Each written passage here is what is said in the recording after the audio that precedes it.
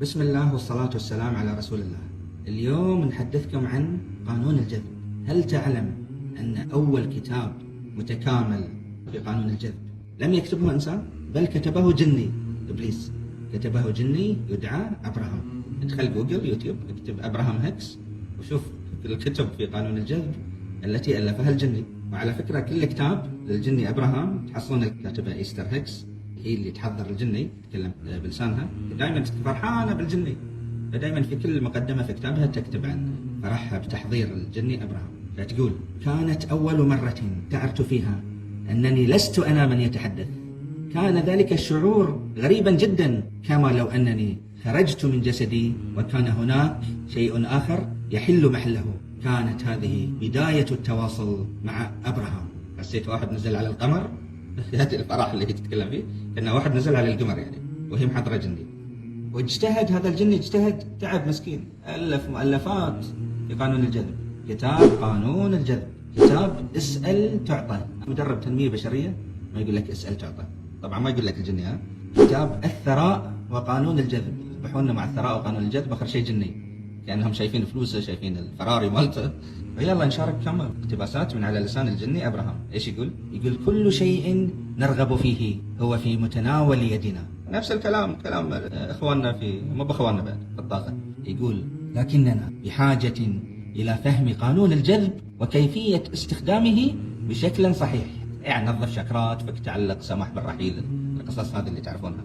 اسمع الكلام السيء لهذا الجني. يقول: أنت لست مجرد مخلوق مادي، بل أنت كائن روحي يمتلك القدرة على خلق واقعه باستخدام الطاقة. أنت لست مجرد مخلوق مادي، بل كائن روحي.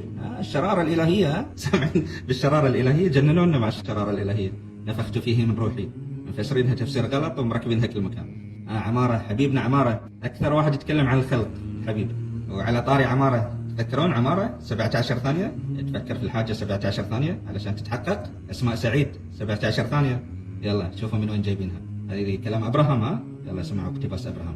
يقول: إذا كنت تفكر في شيء لمدة 17 ثانية متواصلة، تبدأ في إرسال إشارات للكون، ويبدأ الكون في التفاعل مع هذه الإشارة.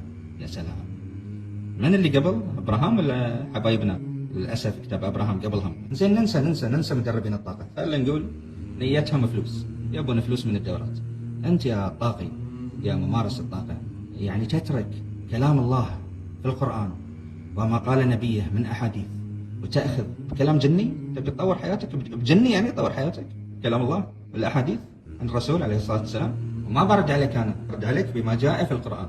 أعوذ بالله من الشيطان الرجيم، بسم الله الرحمن الرحيم. ويوم يحشرهم جميعا ثم يقول للملائكة: أهؤلاء إياكم كانوا يعبدون؟ قالوا: سبحانك أنت ولينا من دونهم، بل كانوا يعبدون الجن أكثرهم بهم مؤمنون. الآية واضحة، يعني هذه في يوم القيامة رب العالمين يجمع الملائكة يقول لهم: هؤلاء إياكم كانوا يعبدون، سبحانك، بل كانوا يعبدون الجن. وهذه آية ثانية في القرآن أيضا: أعوذ بالله من الشيطان الرجيم، بسم الله الرحمن الرحيم. وأنه كان رجال من الإنس يعوذون برجال من الجن فزادوهم رهقا. يعني أنت تحب تأخذ المعرفة من الجن، هذه نهاية الجن. وهذه لينا بلافاتسكي. يلا نعطيك اقتباس. تقول: لقد تلقيت هذه المعارف في كتابها العقيدة السرية، كتاب الطاقة. من وين؟ من أبعاد أخرى كانوا مرشدين لنا لفهم أسرار الكون. وأليستر كراولي أشهر عابد للشيطان إيش يقول؟ يقول: لقد تلقيت هذا الكتاب من كائنات من بعد آخر، وهي قوانين جديدة ستحكم البشرية في العصور القادمة. هذه القوانين تطبقها، قانون تخلق واقعك، والاهتزاز، والمطابقة، كما هو أعلى هو أدنى. يلا هذه القوانين هو اللي يبشر فيها. يلا مبروك عليك، أنت ماخذ كتاب وتعليم من جني اسمه أبراهام. هذا الجني كلها ماخذه من عقبه، خاصة كتاب اسأل تعطى. روندا بايرن مؤلفة كتاب السر أخذت هذه التعاليم كلها من أبراهام. وحبيبنا أستاذ صلاح الراشد نفس الشيء، أخذ التعاليم من كتاب أبراهام اسأل تعطى. وأنت لك الخيار حاليا، تحب تأخذ من أبراهام من الجني، أو تحب تأخذ من ما قاله الله وقاله رسوله عليه الصلاة والسلام.